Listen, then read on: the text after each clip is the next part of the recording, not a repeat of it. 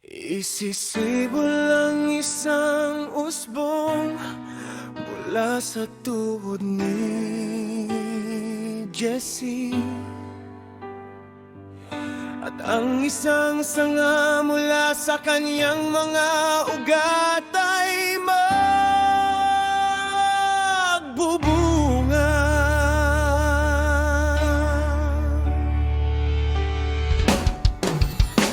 Ang espiritu ng Yahweh ay sa kaniya,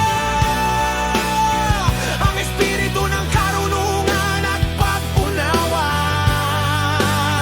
ang espiritu ng payo at kapangyarihan, ang espiritu ng kaalaman at takot sa lahayan.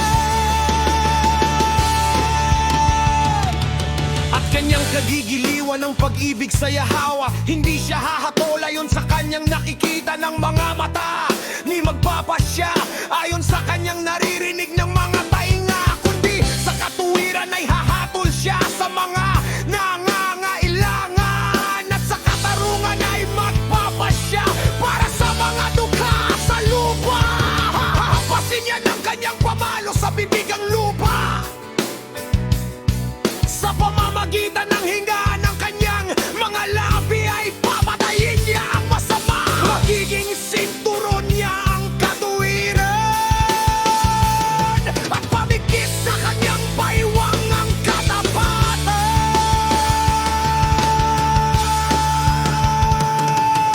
Ang lobo ay makikisama sa kordero, ang leopardo ay mahihiga kasama ng batang kambing, ang guya at ang batang leon at ang tuta ay magkakasama.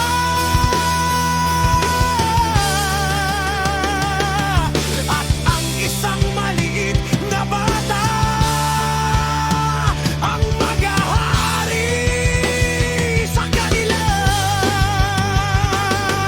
Ang baka ay kakain kasama ng oso, ang kanilang mga anak ay magkakasamang mahihiga, at ang leon ay kakain ng dayami gaya ng baka. Ang sanggol ay maglalaro sa tabi ng lungga ng ahas, at ang batang pasusuhin ay maglalagay ng kamay sa pungkat ng ulo pa. Wala nang mananakit o mamiminsala sa aking banal na bundok, sapagkat ang lupa ay mapupuno ng kaalaman sa lupa. Kaya na pagkarimarim ng tubig sa dagat, sa araw na iyon, ang ugat ni Jessie ay magiging watawat para sa mga bayan. Ang mga bansa ay magpipisan sa kanya, at ang kanyang bagong pahingahan ay magiging maluwalhati. Sa araw na iyon, pangalawang pagkataon na iuunat ng Yahweh ang kanyang kamay upang tubusin ang nalalabing remnant ng kanyang bayan mula sa Assyria, mula sa mababang Ehipto, mula sa mataas na Ehipto, mula sa Cush, mula sa Elam, mula sa Babylonia, mula sa Hamat, at mula sa mga pulo ng dagat. Maglalagay siya ng isang watawat para sa mga bansa, at titipunin niya ang mga itiniwalag ng Israel. Pagtitipunin niya ang mga nakalat na tao ng Juda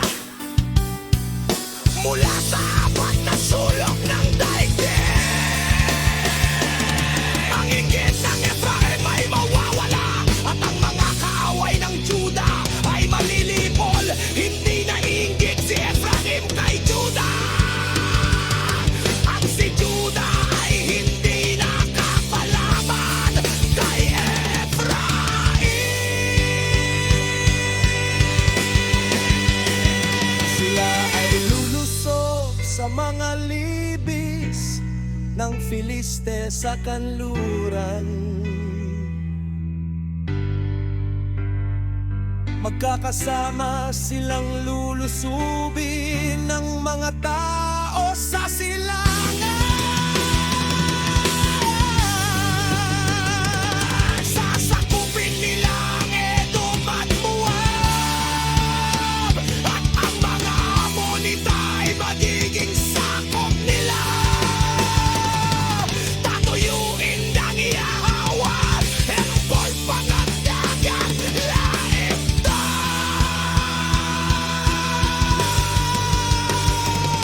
Sa pamamagitan ng isang nakapasok hangin ay wawaswasin niya ang kanyang kamay sa ilog ng Euphrates. Hatiin niya ito sa 7 sapa upang ang sino man ay makatawid ng nakatsinelas.